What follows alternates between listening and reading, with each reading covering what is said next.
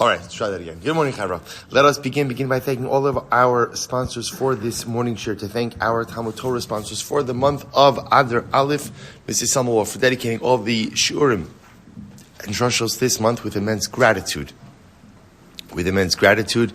To Hashem for the refuos and the merit of refuah sheleima for all of those in need, in the zchus of our brave soldiers, and the merit of Hashem in the zchus of the return of our hostages. The Schwarzbaum family, in memory of Aaron Schwarzbaum, Aharon Yosef ben Meir, the Lavine and Behrman families, in memory of Bill Ziv, Zev Shmuel ben Yisrael. We hope that in the merit of our Talmud Torah, all of the Neshama will have an aliyah, and the families in Neshama. So with that, let us begin.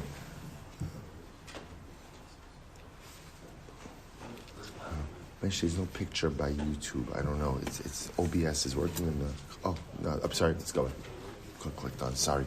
All right, let's begin. So today's daf is Kuf Hey 105. We are picking up in Meir Hashem on Kuf Talmud Beis 104. Be at the two dots, smack in the middle of the page. So the Mishnah said as follows. Meir quotes the Mishnah. Nasan lo sakaris. Remember again. The Mishnah said that halacha l'maisa, remember Mishnah talking about the idea that if you steal from someone, swear falsely in order to go ahead and do tshuva, you're obligated in three things: keren, chomesh, asham, and halacha l'maisa. You also have to go ahead and find the victim and return to him the money wherever he may be. This mitzvah of hashava. So if you remember again, the Mishnah explained that halacha l'maisa, if you returned the keren but didn't return the chomesh, then halacha l'maisa, you are not obligated to pursue the victim. In other words, the obligation of hashava, of running after the victim and returning after to the victim, is a din in keren, not a din in chomesh. So the Gemara says, Alma chum shemamona. So the Gemara says, you see from here that ultimately, again, chomesh itself is mamon. Chomesh is a monetary obligation, as opposed to, let's say, a knas, or let's say just simply a mitzvah. In other words, a little bit different than this. In other words, we'll say, what is chomesh? What is chomesh? Is chomesh a piece of financial restitution, or halacha l'maisa is chomesh just a mitzvah? You now have to pay chomesh. So the Gemara says, you see from the discussion of the Mishnah that chomesh is not simply a mitzvah, but rather again chomesh is mamon. Rashi says, the fact that the Mishnah has to say that you don't have to track down the victim in order to pay chomesh tells us that what? Without the Mishnah's statement, I would have assumed whatever the din for keren is the same din for chomesh. What does that tell you? Ultimately, again, that chomesh is mamon. Chomesh is actual money, a financial obligation. So the Gemara says, "Ve'im mayis mishamel yarshin." Now, because it's mamon, therefore what? Therefore, halacha l'maisa, if the thief dies, then ultimately his heirs, his children, are obligated to go ahead and make restitution. Utnanami. We'll say similarly again, we learned that if ultimately again the thief pays back the keren, and then he swore that he paid back the chomesh, but in fact he didn't pay back the chomesh, Hare Mosef chomesh al chomesh. What do you see?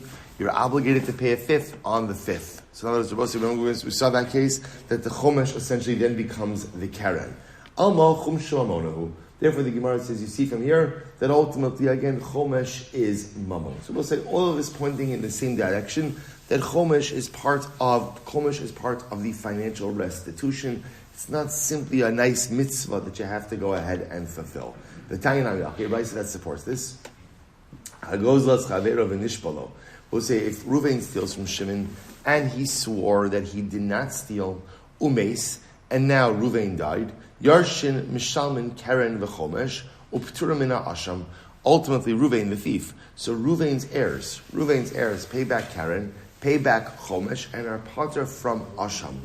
The Gemara says, 1 second. The Yarshin b'nei shlumi chumsha davon havel. Now it's interesting that the inheritors of the thief, right? So the children of Ruvain the thief are obligated to go ahead and pay chomesh.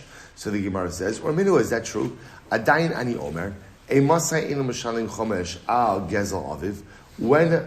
we say that halacha l'maisa, the heir, right, the yoresh of a thief, doesn't have to pay chomesh for the theft of his father? Bizman shelo nishba lo hu v'lo aviv. We'll say that's at a time ultimately again where neither the son nor the father, so neither the heir nor the thief himself took a shavua. took a shvuah. However, again, the Gemara says, hu v'lo aviv lahu. What if he took a shvuah, but ultimately, again, not his father? Aviv v'lo hu, or his father took a shvuah, but not him. And I will say, by the way, these cases of halacha l'maisa, of a son going in and taking a shvuah, we're gonna clarify these cases a little bit more.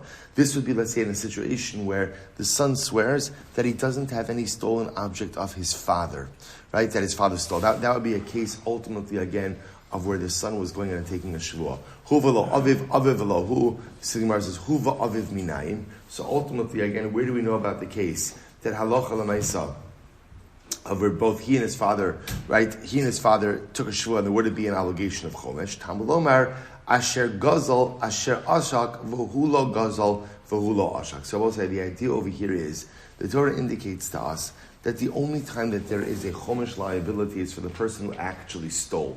But if halacha l'maisa, the son, whether he's taking a shvuah or not taking a shvuah, so l'maisa again, because the son himself never engaged in the act of theft, therefore, halacha l'maisa, there would be no chomesh liability. All right. Rav Nachman says, so which one is it? So you just told me before about the son being obligated to pay back the chomesh, and I tell me that the son is never obligated to pay back the chomesh. Rabbi say, you hear the contradiction? So in other words, you told me before that halacha l'maisa, if the father dies, the son is obligated to pay back Karen, the son is obligated to pay back chomesh. The only thing the son is exempted from is asham. Now you just told me that a son is effectively never obligated in chomesh. So what's going on? Very simple resolution. Rav Nachman lo kashya, kan shahoda, kan shalahoda. So I will say this is interesting. A very simple distinction. One is talking about a case. Remember, I will say, when is chomesh incurred? When is chomesh incurred? Chomesh is incurred when you swear falsely and then admit that you swore falsely. So therefore, I will say, everything depends on the father. If the father admitted his liability before he died, then that generated a chomesh liability. When it generated a chomesh liability, and now if he dies, the son is obligated to pay back his father's chomesh. As opposed to, father swore falsely, died, never admitted, then it turns out that it turns out that the father had stolen. In that case, the son is obligated to go ahead and pay back Keren, but not obligated to pay back chomesh. In other words, I both say, essentially what the Gemara is saying is like this. In order for the son to be liable to pay back chomesh, the chomesh liability must have been generated by the father before his death, which means he had to have admitted that he lied under oath, he swore falsely. That would generate chomesh liability. Son could inherit that liability. But if father never admitted that he lied, then under those circumstances, it would not generate chomesh liability. All right, take a look at Rashi for just a moment. Kan shahoda. Aviv b'chayiv achar shenishba. So, because the case where the son would be obligated to pay back the chomesh would be where the father went ahead and admitted during his lifetime that he went ahead and he lied. Achar shenishba v'nischayiv lo chumsha mishami yarshin. So again, if the father admitted that he owed chomesh, then ultimately again the child would be obligated to repay that chomesh. Ubraisa v'taras kohanim b'shalo hoda v'kasakadayt chahashta b'lo hoda lo av v'lo bein. Okay. Good. So the Gemara says, Ila hoda. Now, whoa. If we're talking about a case where they will say the father stole, right, swore that he did not steal. And then we'll say what? Never admitted that he lied, and then he died. So we'll say under those circumstances, halacha l'maisa, there shouldn't even be a liability for Keren. Right? We'll say, remember again, liability for a false oath, right? You incur three things. Keren, chomesh, asham. So asham, remember again, you're never going to be chayv asham. Why not? Is something? Oh, okay. Sorry, I will say I missed one of the sponsors. Ramel Ram for joining us from Toronto. Le'ili Nishmas, his grandmother Esther Bas Yaakov, for refuah sheleima for his father Mordechai ben Esther. We hope that in the merit of our TALMUD Torah, the Neshama will have an aliyah, and his father Meir Hashem should be zechus to refuah and arichos yamim b'shanim ameh b'esim shanim tovos. Shkach Mel. I saw Mel on. Mel's here with us. Good. Here with us on Zoom. Okay, excellent. All right, we'll say sorry about that. So the Gemara says as follows. So if we're talking about a case where the father never admitted liability for swearing falsely, then what? Mashi, thank you. Mashi's full service, by the way. Hy'd sponsorships video. Incredible. So now remember, if the father never admitted liability, so then again, if he never admitted that he swore falsely, then there should be no liability for Karen either. Right? In other words, how is there Karen liability if the father never admitted that he swore falsely? And if he did admit that he swore falsely, then not only should there be Karen, but what? There should also be Chomesh. So what's going on over here? To which the Gemara says, so maybe you'll say, you're right. This is talking about if the father didn't admit, not only is he not liable to Chomesh, he's also not liable to Karen. Here's the problem. But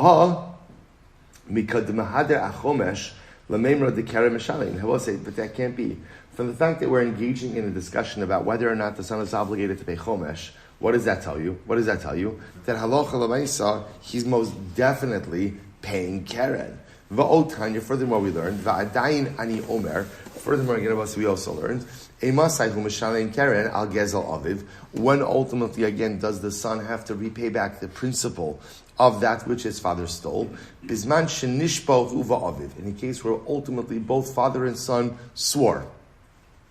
Aviv v'lo hu v'lo aviv. What about the father and not him? Him and not the father. Lo hu v'lo aviv. Not him nor his father. Ultimately, again, minayin means, how do we know that the son would still have to pay back Karen? Talmud lomar, gzela va'oshak aveda upikadon yesh Talmud. So we'll say, therefore, the pasuk says, talks about all these different forms of liability. We'll say, again, remember, these are all different types of items for which if a person stole, right, and swore falsely, he would be liable ultimately to Karen and Chomesh. So the Gemara says, we sit, right, all these items, yesh Talmud. Now we'll say, that phrase, we don't immediately know what it means. We're going to circle back to that in just a moment. Ravuna was sitting and giving over this ruling. So Rabbi's son said, that phrase, yesh Talmud. Yesh Talmud ka'amar. Does yesh Talmud means that this is a proper teaching? Oh, yishtalmu. Or maybe somebody said yishtalmu. They just said it really quickly, and it sounded like yesh Talmud. So the Gemara says, Amarle, yesh Talmud ka'amina. No, I meant to say yesh Talmud, that this is a good derivation. Umeribuya dikrai amri. We ultimately learned out liability from the ribuy in the pasuk. Elamai lahoda. So ultimately, I will say, what's the case of lahoda? Lahoda aviv vahoda bino. Ultimately, we're talking about a case where the father never admitted, ultimately, again, that he had stolen, that he had swore falsely, but the son admitted that his father had stolen the object. If a son admits that his father stole the object, then what's the halacha? Then the halacha ultimately is that there's liability for Karen and not liability for Chomesh. So the Gemara says, I v'nechayiv b'no Chomesh ashvua didei. But I will say, if we're talking about a case over here, that halacha l'maisa, let's start talking about a case where the son swore that he had no stolen property with him. Right? He had swore that he had no stolen property with him. So ultimately, why wouldn't the son be liable to Chomesh for his own shvuah? To which the Gemara says, Amri b'she'in gezela kayamas. We're talking about a case where the stolen property is no longer extant. It's no longer in existence. B'she'in gezela kayamas. But if we're talking about a case over here where halacha l'maisa, again, the gzela is not kayum, afilu karen nami lo mishalim, then ultimately, again, he shouldn't pay back Karen either.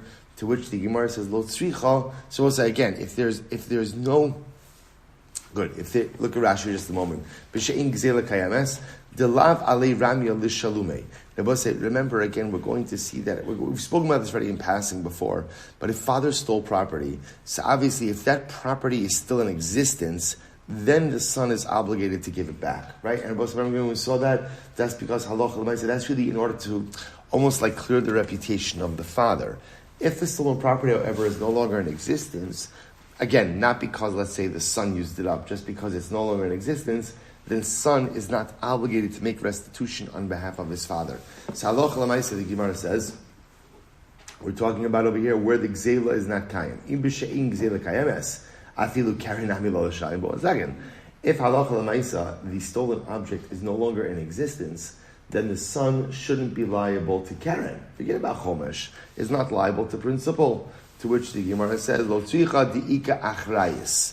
So it says, it's interesting. What's the case over here? The case over here ultimately, again, is where the father had other real property. Take a look at Rashi. Lo tzricha di'ika achrayis nechasim. Rashi says, Varminon lekaman timheniach avihen achrayis nechasim karkaos chayavin lahachsin mipnei kavod avihen. So Rabbi say again another halacha. We're going to see this later on, that if a father steals, even if the stolen object is no longer in existence, nevertheless what? Halacha l'maisa, if there's other real property, the children are obligated to pay back the stolen object, or to pay back the value of the stolen object. Why? In order, out of kavod avihen. What does kavod avihen mean? Again, it restores the dignity and the reputation of their father. So the Gemara says, I will say, but even, okay, so now let's say we're talking about a case where halacha l'maisa, the stolen object is no longer in existence. The father has other real property, and therefore we say that the children should repay the stolen debt of their father from other real property. At most, it's like a milva al peh. Right? We'll say at most, at the end of the day, it's like a verbal transaction, like a verbal loan. So there's milva al peh and a gova loan in a yarshin, and ultimately, again, a verbal loan is not collectible from inheritors. V'lo min alakuchos, and not from purchasers. So we'll say, so therefore, again, what would be the case if the children would be liable? Amri, top of kuf hey, bisha amad bedin. Rabbi says we're talking about a case where before the father died, he was already locked in a legal battle, right? In a legal issue regarding this theft. Ibisha amad bedin afilu chomesh nai mishalim. But again, Rabbi says we're assuming amad bedin means that what? Father stole, swore that he didn't steal, right? Then admitted ultimately again that he did steal. So that's amad bedin. If that's the case, then we're kind of like going around in circles over here. If that's the case, then there shouldn't just be liability ultimately for Karen, but there should also be liability for chomesh. Or if we read Rav Yeshua, lefi she'ein mishalmin chomesh al kfiras shibud karkos. So Rabbi say this is interesting, that halacha l'maisa, because you don't go ahead and pay chomesh when negating a claim that is backed up by real property. All right, and therefore there wouldn't be chomesh in that case. Rava Amar Rava says, what's the case over here? It's actually interesting. Kegon Shahai said the sakya shall aviv mufkedes biyad acherim. Because we're talking about a situation where essentially, again, the father had property, but it was deposited with someone else, so the Yarshim themselves never knew about it. If that's the case, Karen Meshayim Daha Isei, you have to pay Karen because the stolen property is in existence. Chomesh lo Meshalim, but the son doesn't have to pay Chomesh. Why not? Techi ishtaba, bekushta ishtaba dahu lo hava yada. But the son won't pay Chomesh. Why? Because at the time that he stole, at the time that he was swearing, he had no knowledge of his father's property. So I will say, bottom line, what's the takeaway from this? So for our purposes, two major takeaways. Number one, Chomesh is mammon. Now I will say, what I want to point out is something very interesting. Chomesh, really, if you think about it, Chomesh really sounds like it should fall into the Knas family, right? Because remember again, any fixed amount that you have to pay, that's not at all rooted in the value of the event that occurred, usually is a Knas. What the Gemara is saying is, it is a Knas, but once incurred, takes on the status of mammon. That's why, again, let's just close the circle over here. That's why the Mishnah says, right, Reuven steals from Shimon, swears that he did not steal, admitted that he did steal. Now we'll say three-pronged liability, namely what is he liable in? Karen, Chomesh, Asham. Okay, Reuven dies before having a chance to pay any of that back. What's the halacha? Right, we know off the bat, what don't Yarshim have to do? Asham, right? Why? You can't inherit carbonic liability. Right? Again, if let's say Reuven, I'll just give the qualification, right? Obviously, if Reuven designated an animal as a shlomen and then he died, so the kids bring it as a shlomen. But what it means is if Reuven himself had carbonic liability for that, carbonic liability is not transferable, non-inheritable. What do the kids inherit? The kids inherit the obligation for Karen and Chomesh. So in that respect, once it's incurred by the father, then that same liability ultimately is carried on by the children. They have to pay back that Karen and that Chomesh. Good, that's the takeaway. From our Mishnah's perspective, what we learn is once incurred is called mammon. How do we know that from the Mishnah? Because remember again, the Mishnah is talking about the obligation that if the thief wants to make good after swearing falsely, what does he have to do? Track down the victim. The Mishnah goes out of its way to say he only has to track down to pay the Karen, but if he, for argument's sake, paid the Karen but didn't pay the Chomesh, he doesn't have to track down the victim to pay the Chomesh. The fact that the Mishnah has to say that tells us that what? That Chomesh itself is also considered mammon. Good. That's the takeaway. Let's go weiter. Says the Gemara, Chutz mipachos mishaver pruta bekaren. So we'll say, so remember again. So remember, this is the follow-up case, that if halacha l'maisa, Reuven stole from Shimon, right, swore, admitted that he swore falsely, liable for three things, keren, chomesh, and asham, and then he paid off everything, right, Reuven paid off everything, except for less than a pruta of keren. So we'll say, what's halacha? For less than a pruta of keren, he doesn't have to go ahead and track down the victim, right? Because less than a pruta of anything is not going to be halachically significant. Here we go. So we'll say, when we say that the thief doesn't have to track down the victim for less than a pruta of keren, that's only if what? That's only if the stolen object is not extant. Right? If it's not extant. Aval, gzela kayemes. But I will say, let's say halacha l'maisa again, the stolen object ultimately is kayam, right? Is in existence. Then tzarich leilech acharov. Then you have to go ahead. You have to go ahead and track him down. Chashinon shemati yaker. This is interesting. Why? Because we're concerned maybe it will appreciate and become more than a pruta. So we'll say, listen to how fascinating this is, right? So let's say for argument's sake, Reuven stole wheat from Shimon, right? Stole wheat from Shimon. So now what happens? He went ahead, same case, right? He swore that he didn't. He admitted that he swore falsly. He's chayiv keren chomesh asham. He pays back virtually all of the wheat to Reuven, to Shimon. But then Shimon, ends up going out of town, right? Or moving to the other side of the world. So now he's got, a couple of stalks of wheat left that are less than a pruta. So according to the Mishnah, okay, obviously Reuven still has to pay it back, but Reuven doesn't have to track down Shimon to the ends of the earth in order to do hashava. So Rabbi say this is wild. So Rabbi Papa comes along and says, when is that obligation that you don't have to give back less than a shava pruta you don't have to track down the victim for less than a shava pruta? That's only if the stolen object is not in existence. But if the stolen object is in existence, you have to track down the victim, even if the value of it is less than a pruta. Why? What are we concerned about? Appreciation.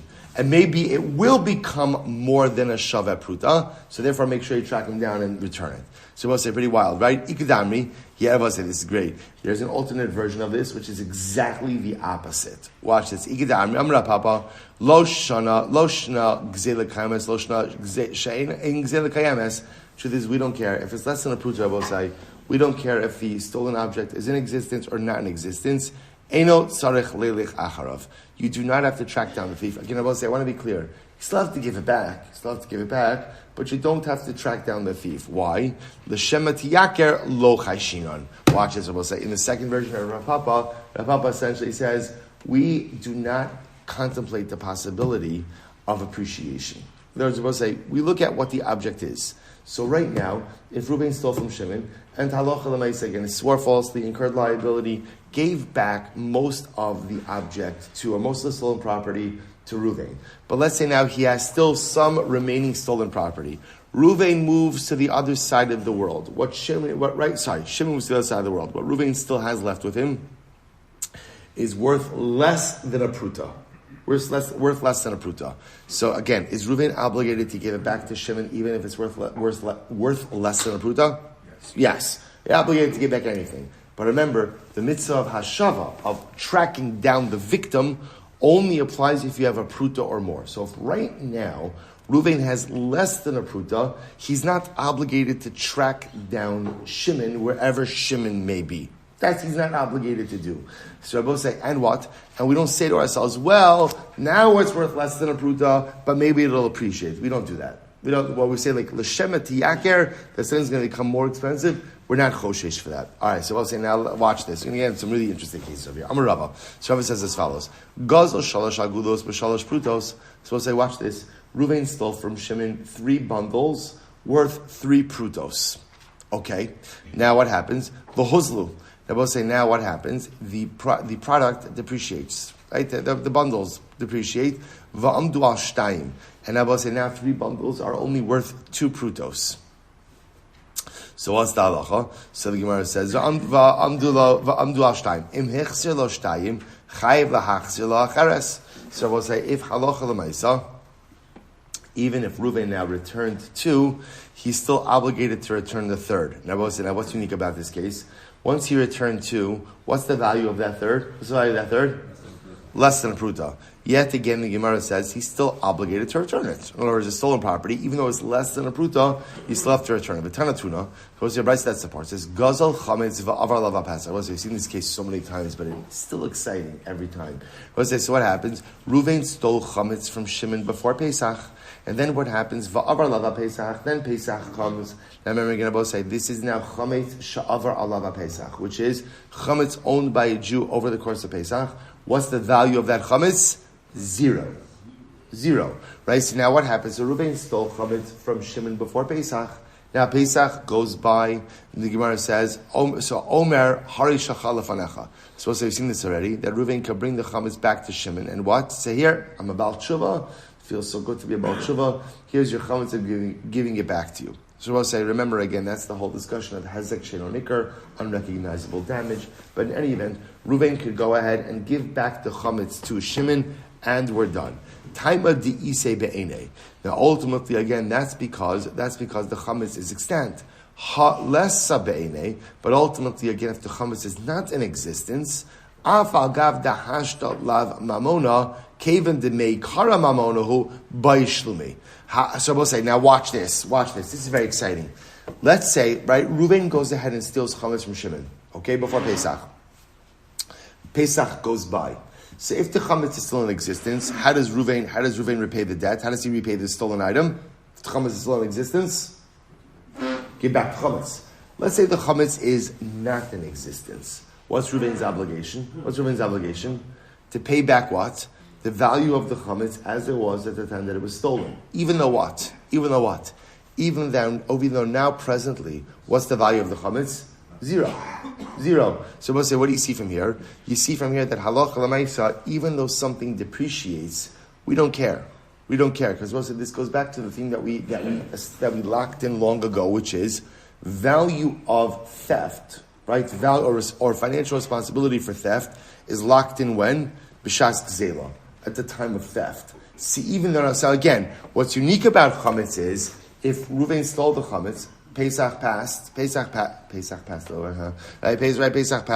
and now again, the Chametz is still in existence. Reuven has the ability to go ahead and give back that Chametz, even though the value is 0. But ultimately, again, if the Chametz wasn't in existence, Reuven would be obligated to make financial restitution. So we'll say, so too, the Gemara says, Hachanami, Afal dash lamor, giving the Karona by Bash Hachanami, Afal gav dahashta lo shave pruta by Shlume. So Rabbi in the case where you stole 3 bundles, right? And the 3 bundles were worth 3 prutos. You gave back 2. Now you gave back 2, and now the value of the bundles depreciated. So now the bundle's worth less than a pruta. What's the halacha? Doesn't matter. You're still obligated to go ahead and give it back. Okay, so boy Rava. So we'll say Rava says as follows: Gazel shtei agudos bepruta. So we'll say Rava gives out another case. Let's say Reuven stole 2 bundles, and the 2 bundles together will say worth a pruta. 2 bundles are worth a pruta. Vehechselo achas mehen. So it's an interesting case. And now what happens? Now Reuven gives back to Shimon one of the bundles. So we'll say, so now remember, this is not a depreciation case, right? This is where the value is the same. But what's the difference over here? Reuven gave back 1 bundle, he's left with another bundle. So there's still another bundle in his possession that's worth less than a pruta. So mahu, what is the halacha? Mi'amiran hashta leka gzela. So I'll say, so ultimately again, do we say that essentially Reuven doesn't really have stolen property with him anymore, right? Why not?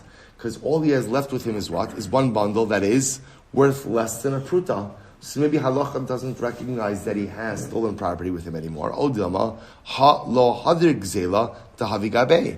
We'll say on the other hand, that halacha lemaisa, maybe he hasn't really fulfilled the mitzvah of returning the stolen object. Why? Because he has not yet returned property worth a full pruta. Remember again, all he did is return 1 bundle, which is worth ultimately again half a pruta. To which the Gemara says, Hadar Pashta, he answered, Gzela in kan, Hashava in kan. Ultimately, there's no theft and there's no return. The Gemara says, what does that mean? I Gzela in kan, Hashava yishkan. So I'll say, if there's no theft, then how could there be a return? Hakakam, this is what it means to say, Afa pishe Gzela in kan, mitzvahs Hashava in kan. So I'll say, ultimately, again, even though technically speaking, he's not really, right? He's not really considered to be in possession of stolen property anymore because it's worth less than a pruta.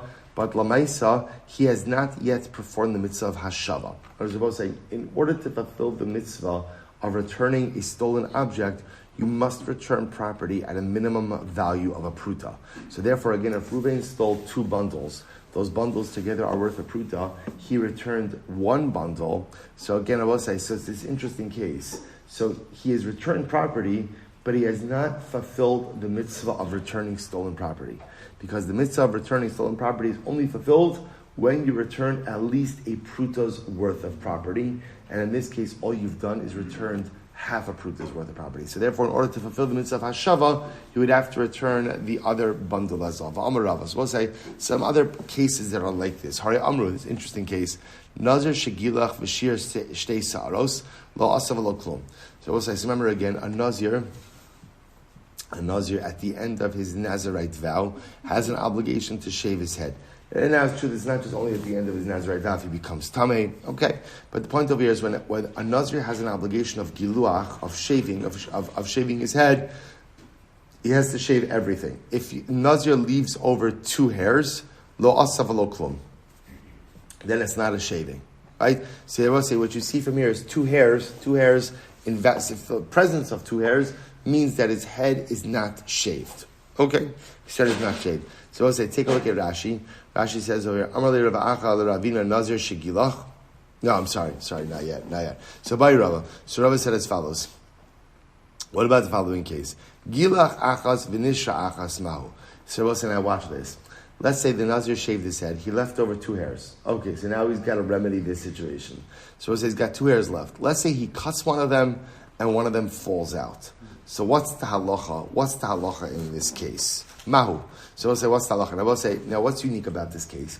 Now normally if a Nazir would shave his head and leave over 2 hairs, what would we say? Okay, you have a mitzvah of giluach. I will say, the mitzvah of giluach, the minimum shear for the mitzvah of giluach ultimately is 2 hairs. So let's say there were 2 hairs left over, 1 fell out, right? Or gilach achas, he shaved 1, but 1 fell out. So is that the mitzvah of giluach or not? Mahu. So the Gemara says, so what's the halacha? Amar le Rav Achami difti Ravina Nazir shegilach achas kami baile l'Rava. So the Gemara says, so what is Rava asking? Is Rava asking? Let's say a Nazir were to shave his head, but he would literally cut 1 hair at a time. So we'll say, wouldn't everyone agree that at the end of the day, as long as he has no hair, by the time this process is complete, that Allah again his head is shaved? So what's the shayla? Amar le lo tzricha kigon shenashar achas mehen v'gilach achas mehen. So I will say this is interesting. What's the case? The case is where he had 2 hairs left, right? He had 2 hairs left. One of them fell out, and he shaved the last one.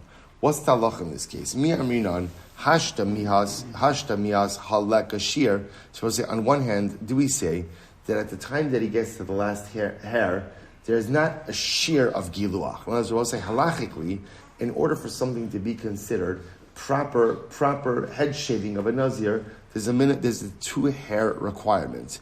Here, he doesn't meet the 2 hair requirement. Odilma, halav giluachu t'mei kara hashir shtei saros, v'hashta kigilach lo havi bei saros. So also do we say, no, that at the end of the day, the sheer giluach is fundamentally missing over here. Why? He left over 2 hairs. If you leave over 2 hairs, what's the obligation? I'll say, if you leave over 2 hairs, that means you did not shave your head. Now, so we'll say, if you didn't shave your head, what's the Nazir's obligation? What's his obligation? Shave his head. What's the minimum shear of shaving your head? 2 hairs. Which means if 1 falls out and he's left with 1, he didn't fulfill the mitzvah of giluach. So we'll say, could very well be that. What does he have to do? This is incredible. What does he have to do? He has to let his hair totally grow back again, and then he could shave it off. We'll say, hear what's happening over here? If a Nazir, just watch the dynamics of the case. It's so fascinating. A Nazir shaves his head. He left over 2 hairs. If you left over 2 hairs, then halachically, what's your status? Unshaved. In other words, leaving over a full head of hair. I don't know why I'm going like this, right? But leaving over a full head of hair, right, or leaving over 2 hairs are the same thing. It's the same thing, which means you haven't shaved your head. So now he left over 2 hairs. 1 of them fell out, which now means there's only 1 hair left to shave. Well, shaving 1 hair is not the mitzvah of giluach. the minimum mitzvah of giluach is 2 hairs. So maybe we should say, listen, I'm sorry, you can't, at this point, you can't fulfill the mitzvah of giluach. So what do you have to do?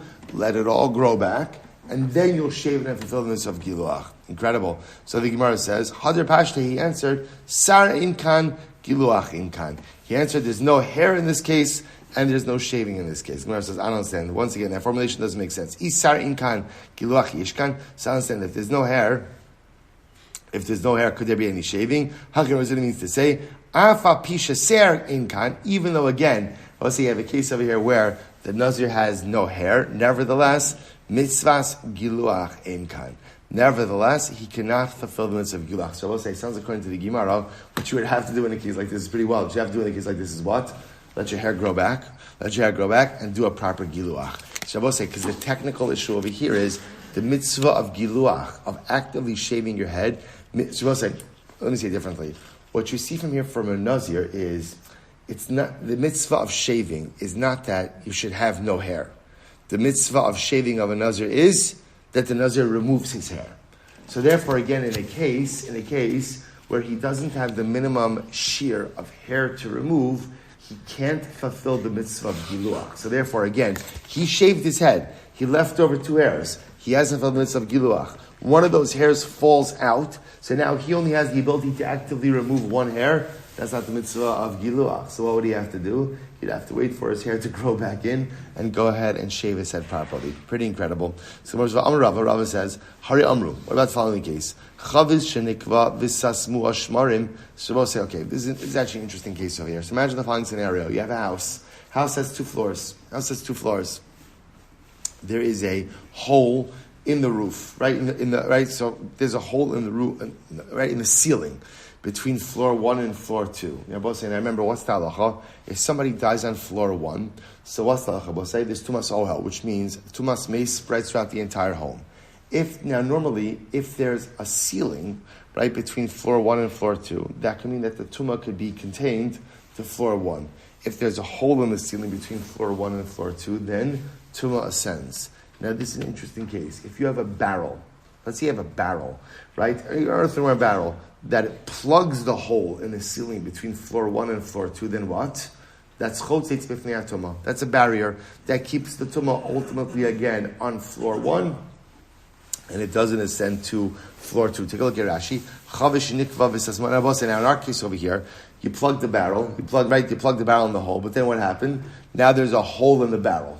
So obviously we'll say if there's a hole in the barrel, then what's the halacha? The tumah once again ascends from floor 1 to floor 2. Only a whole barrel plugs, only a complete barrel prevents the tumah from ascending. But if halacha l'maisa, the barrel itself has a hole, then the tumah is ola bokas. So Rashi says over here, chavish nikva v'sasmua. She's really looking bar. Chavish nikva v'sasmua. Chavish nikva v'sasmua shmarim. Hitzilos. We'll say. So now watch this. So if the barrel has a hole, well, what happened? Well, so let's say this is a wine barrel. So the dregs, right? The dregs in the barrel itself plugged the hole. Then what? It works, right? V'sushmar hitzilua. Hitzilua also means it saves the house, or it saves saves the house or it saves the second floor from having the tumah ascend. By Rava, agav chatziyamahu. So Rava asks following kasha. What happens if the barrel has a hole and you plug the hole partially? You plug the hole partially. So we'll say, so not totally, but partially. What's the halacha? Amarle Rav Yemar Rav Ashi, Lav Mishnah Seinuhi. Is this not a Mishnah? This now we learned Chavish Nikva. If you have a barrel that has a hole, Visasmua Shmarim, and then the dregs filled up the hole, and now again, so the barrel no longer has a hole, it's Hilua. Ultimately, again, they saved the second floor from Tumah. Pocket Kab Bizimura, but let's say you plugged up the hole with some vines.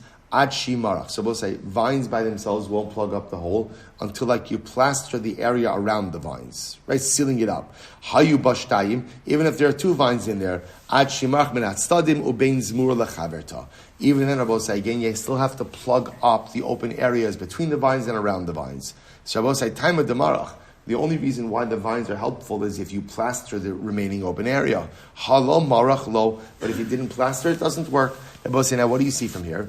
You see from here that if you have a hole, even if you partially plug up the hole, that doesn't help regarding tumah. It's got to be fully filled in. So the Gemara says, V'amai, the Gemara says, Amai, v'tehavi ki agav chatzia. Why shouldn't it be? I will say, in other words, we're not getting into this now, but obviously only a hole of a certain size allows the transference of tumah. So really, I don't need to fully plug the hole. What do I just need to do? What I just need to do? Minimize the hole. Minimize the hole, right? So again, if I have vines or I have other stuff in there, so let's say for argument's sake, the hole in the barrel was exactly the size that allows for the ascension of tumah. So why should I have to plug up the whole hole? All I need to do is what? Plug up part of it. So therefore, in a case where you have vines in there, that should be enough. Why should you have to plaster any other open areas? So what's going on over here? So which the Gemara says, "V'tehavi." Time the marach halo marach amai v'tehavi ki agav chatzia amri hachi hashta hasam kilo marach lokai agav chatzia v'midi dekai kai. Both there's a big difference. In the case where, let's say again, you plaster up half of the hole, that filler remains in place. The problem with the vines, I will say, is when you stick vines into the hole of the barrel, if they're not plastered, then what? They don't remain in place. This says it's a practical issue. But Rava says, listen to this, back to chametz. Hari amru, gazel chametz v'ava lava pesach, omer la hari shachal lefanachas. Well, so we've seen this case many times, right? Reuven steals chametz from Shimon before Pesach. And then what happens? Pesach goes by. Reuven wants to be about tshuva. The chametz is still in existence. What does Reuven do? He gives back the chametz to Shimon. He says, Shimon, here is your chametz. Rabbi will say, that works. That works. So by Rava, Rava asks the kasha, will say, Amud Beis, by Rava, nishpa alav mahu. So we'll say, now watch this. What happens if after Pesach, so right, Reuven steals from Shimon before Pesach. After Pesach now, Reuven is confronted with the fact that he stole from Shimon, and Reuven swears that he did not. He swears that he didn't steal, right? Nishpa alav. Rashi says over here, Nishpa alav la'achar she'ne'asar nishpa she'inetz lo gazl mimenu. So we'll say, Mahu, what is the status? Right? What is the status? So we'll say, so now remember, what's interesting about this case? Technically speaking, Reuven is denying something that is worthless. Right? Technically, it's because why? Because chametz, after remember, the chametz is in existence. Chametz after Pesach, right? Chametz after Pesach is aser, and therefore not worth anything. So we'll say, Mahu, watch this. Kevan di mignav by shlumele mamona. So, sorry. Kevan di mignav by shlumele mamona ka kafrele. Al dilma hashta mihas hamanach va'afra ba'amahu v'lo kafrele mamona. So Rabbi will say, this is a fascinating question. So how do we look at this case? Do we say, on one hand, right, if the chametz, let's say, were to disappear, the chametz were to be stolen from Reuven the thief, then Reuven would be obligated to make monetary restitution to Shimon, right? What would he have to pay back Shimon? What would he have to pay him? Right? The value of the chametz that was stolen. On the other hand, right now, if Reuven has the chametz in hand, and he could pay back Shimon with that chametz, and that chametz is technically valueless. So I will say, essentially, we're asking over here, do we view Reuven as having sworn falsely regarding an item that is a shavar pruta or not a shavar pruta? On one hand, it's a shavar pruta because halacha l'maisa, if the object was stolen, he would be obligated to pay back the value of the item at the time it was stolen. On the other hand, if it's extant, he could just give it back and it's valueless. So do we view Reuven as having denied a valuable item or a valueless item? Such a great kasha. That which was a question according to Rava, ultimately again was obvious according to Rabba. Why? We'll say, what's Rabba's case? Here we go. Dama Rabba, Shori Ganafta. Listen to this case. Right? Shimon goes over to Reuven. Reuven, you stole my ox. Omer lo ganafti. Reuven says, Chas v'shalom. I didn't steal your ox. So Shimon says, okay, Mativo etzlecha. Shimon says, that's funny because that's my ox and it's in your yard. So, right, so tell me exactly what Reuven, paint the picture for me, right? Paint the picture for me. Why is my ox in your property if you didn't steal it? So Reuven says, very simple. Shomer chinam ani alav. I'm a shomer chinam. Right? In other words, you deposited it with me to go ahead and watch it. So now, here's what's interesting. What's interesting about these cases over here is Reuven is admitting that the ox belongs to Shimon. Right? He's just claiming that ultimately, again, he is a shomer chinam. He's supposed to say, what's the halacha? Chayiv. Ultimately, I will say now, he's going to be chayiv. Rashi says over chayiv, karban shvua, So ultimately, we're going to see that Reuven has liability. Now, why does Reuven have liability in this case? Because by claiming that he was a shomer chinam, he was covering himself from certain liability, right? Because the shomer chinam is pater on geneva va'aveda. So ultimately, again, there's going to be liability for that. Shomer, or let's say, same case. So in this case, Reuven claims shomer sachar ani. I'm a shomer sachar, right? I'm a paid custodian. In that case, there's also going to be liability. Chayiv. It's going to be chayiv a carbon asham. Why? Shari pater atzmo mishvura umesa. Because let's remember again, by denying that he stole it and claiming that he's a shomer, he also shielded himself from liability. What type of liability? Right? Ultimately against shivura and mesa. If the animal dies or it breaks, right? He gets injured. Shomer Sachar is pater. Shoal ani alav. But say all these cases are the same, right? Shimon's coming over to Reuven. Reuven, you stole my cow. Reuven's saying, no, I didn't. Shimon says, no, so why is it in your property? To which Reuven is responding, I'm a shoel. I'm a borrower. So we'll say same thing. Chayiv. Once again, Reuven is going to be liable. Why? Because we'll say once again, by claiming that I'm a shomer chinam, I'm a shomer sachar, I'm a shoel, what Reuven is effectively doing is, while he's not denying that the animal belongs to Shimon, by claiming these things, he's trying to shield himself from liability. Alma. So we'll say, what do you see from here? So we'll say, what you see from here is, we'll say, that even in cases where you swear falsely, even though, again, there's no financial liability. In other words, Rabbi said, because remember, again, let's say, for example, in these cases, Reuven is agreeing that the animal goes back to Shimon. Right? So in other words, he's agreeing, he's not depriving Shimon of anything, so effectively, he's not generating financial liability in the oath. Nevertheless, Kevan, the imignav mamona kakafar, since Rabbi say, in the event that the property, if it was stolen, Reuven would be on the hook for it. Therefore, again, it's considered as if he's denying financial liability. Hashtanami mamona kakafar. So I'll say ultimately again, so to over here, so therefore he is considered as if he's denying financial liability. So we'll say, let's go full circle. Remember, what was our case? Our case was Reuven stole chametz from Shimon. Now Pesach went by. Right? So now Shimon comes to Reuven, you stole my chametz. Reuven says, I swear I didn't steal your chametz. Now then Reuven admits that he stole the chametz. So I'll say, so what's the shayla? So is Reuven liable or not? Because at the end of the day, right, if the chametz were to be stolen from Reuven would have to make restitution in the value of the chametz at the time it was stolen. On the other hand, if the chametz is in existence, Reuven has the ability to just give it right back to Shimon. What's the value of that chametz? 0. So maybe Reuven's not really denying a viable financial claim. So that's our shayla. Do we say, since if the object was stolen, Reuven would be on the hook for the financial value, therefore what? Therefore, this is a case of denying financial liability. So the Gemara proves it, we'll say from here, that you see in these cases of the shomrim, right? Where Reuven has the animal, Shimon says, Reuven, you stole my animal, and Reuven swears, no, I didn't steal it, I was a shomer chinam, a shomer sachar, this, that. In these cases, right, Reuven just has the ability to give back the animal to Shimon, right? There's no loss, so to speak, right? There's just a wash, I'm just giving you back. On the other hand, if the animal were to be stolen from Reuven would be on the hook for it. So what do you see from here?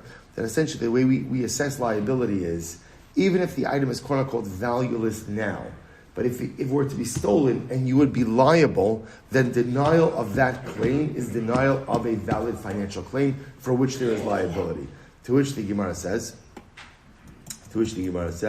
Hachanami, first wide line, Hachanami, Arfa Agav da Afra Ba'amahu, Soto Garas. And so too in the chametz case, even though right now that chametz is valueless, Kevan di Mignav by Shlumile, Mamona Ma'alya Hashtanami, Mamona Kakafale. So in the chametz case, even though right now the object itself, when it's in existence, is valueless and you could return that, since if it were to be stolen, you would have to make financial restitution. Therefore, again, denial of the chametz is considered to be denial of a viable financial claim, and therefore there's liability. Yosef Rava v'Kamala Hashmaita.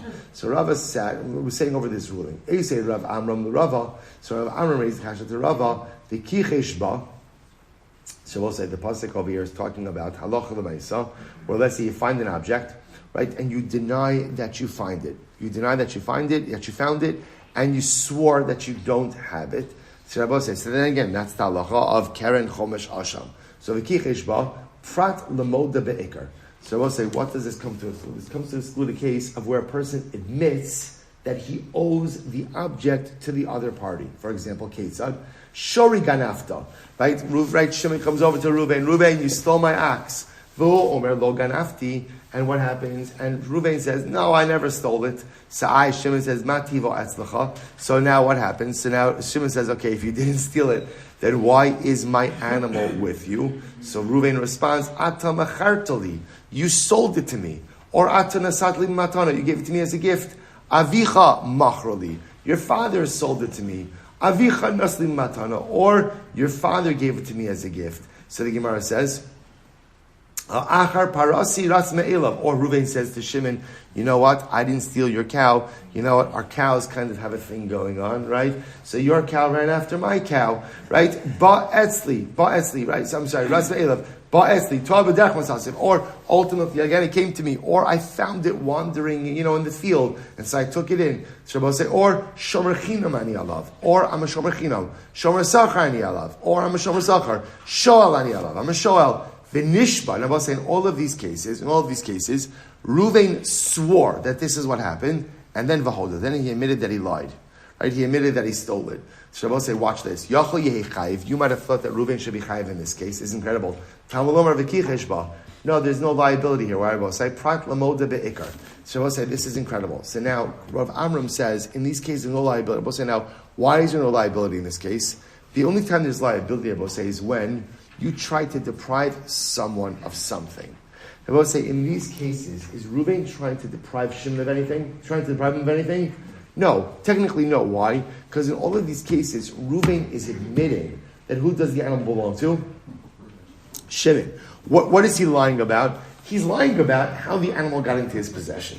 Right? So what he's lying about, what really happened over here, is that Reuven stole it from Shimon. That's what happened. He's lying and he's saying that at the end of the day, I'm a shomer sachar, I'm a shomer chinam, I'm a shoel, you sold it to me, you gave it to me as a gift, whatever it is. Again, I will say, but in these cases, he's agreeing that at the end of the day, the property belongs to Shimon. So Rav Amram posits in that case, there's no liability. So the Gemara says, Amrle Tidura. So Rabbi say, Rabbi said back to Amram, Tidura Rabbi say is a shtickle insult. Well, actually, it's not a shtickle insult, it's just an insult. Tidura means you lost your mind. Ki tanya ha'i dika Amrle Halech, ki ka'amina dekaima ba'agam. This case, Rabbi say, is where Reuven says to Shimon here, take the object back. Take it back. So in that case, Rabbi say, he's admitting, he says, just take it back. What I'm talking about is a case where the object is not yet in existence. The object is not with the current thief. The object, let's say, is in the swamp, so it's somewhere else. In that kind of case, ultimately, again, there would be the possibility of depriving. So I want to say, so we'll stop over here for today. We'll pick up with this case. So we'll say, really, some really fascinating scenarios over here. We'll say, we'll stop here, pick up with this case, and halacha l'maisa tomorrow. Incredible.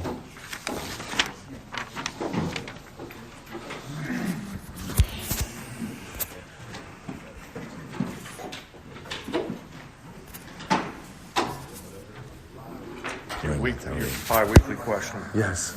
Originally I thought you said that if the thing wasn't extent, that he didn't have to pay it back.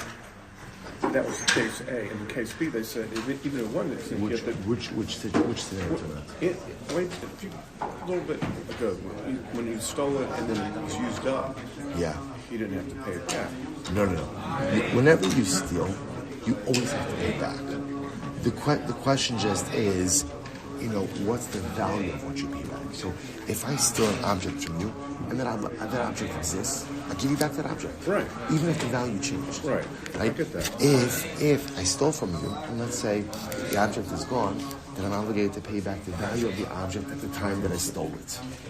The only difference is if, let's say, I steal, and then I die. So if the object is still in existence, my kids are obligated to give back that object. If the object is not in existence, they're not obligated to pay back anything. That means that they got away with using it all?